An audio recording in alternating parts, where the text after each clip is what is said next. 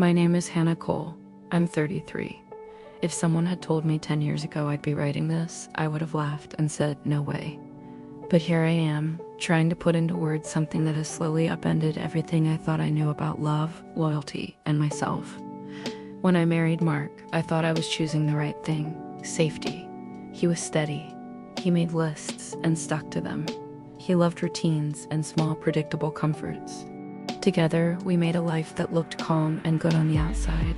A tidy apartment, regular dinners, the same friends, and a little garden. Mark fussed over like it was his hobby and his pride. I told myself that was enough. Being practical felt like being grown up. But after a while, a dull, heavy fog settled in. It wasn't that Mark was mean. He wasn't.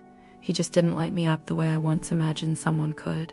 I told myself that was normal, that passion fades and what matters is steadiness.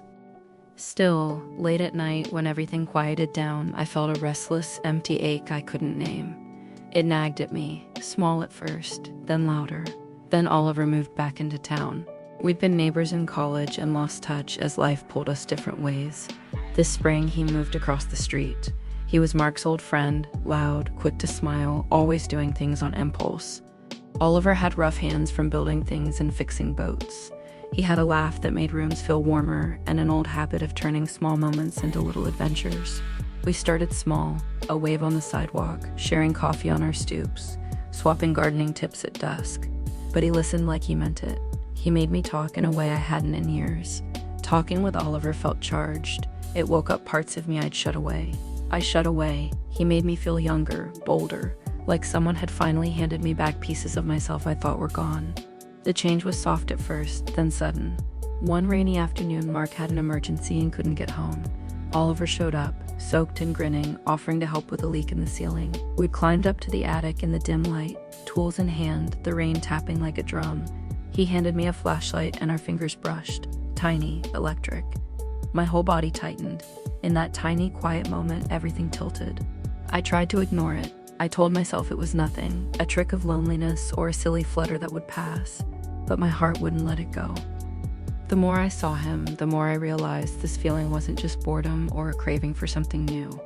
It was like a long, hushed part of me waking up. Real desire, a need for danger and unpredictability for someone who saw me without the safe edges I learned to wear. Nights became long and sharp. I lay awake tracing the day, counting how far I could go before I broke what Mark and I had. Guilt sat in my chest like a stone. I love Mark. I do. Loving him doesn't erase the pain my choices might cause, but loving Oliver felt different. It pulled at me like a strong current dragging me away from shore.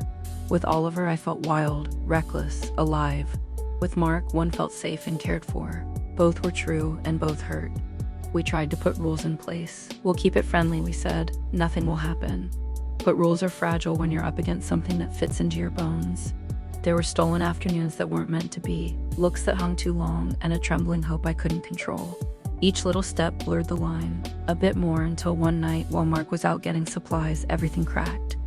The restraint I'd held for months fell away.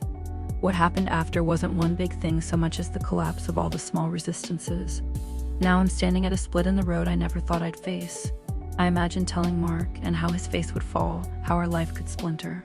I imagine running into the unknown, messy, scary, and crackling with life. Maybe I'll confess and face the fallout. Maybe I'll bury it and carry the weight forever. I don't know which way I'll go. What I do know is this: what I felt with Oliver was never just a fling. It was an ignition, a truth that felt dangerous and honest at the same time.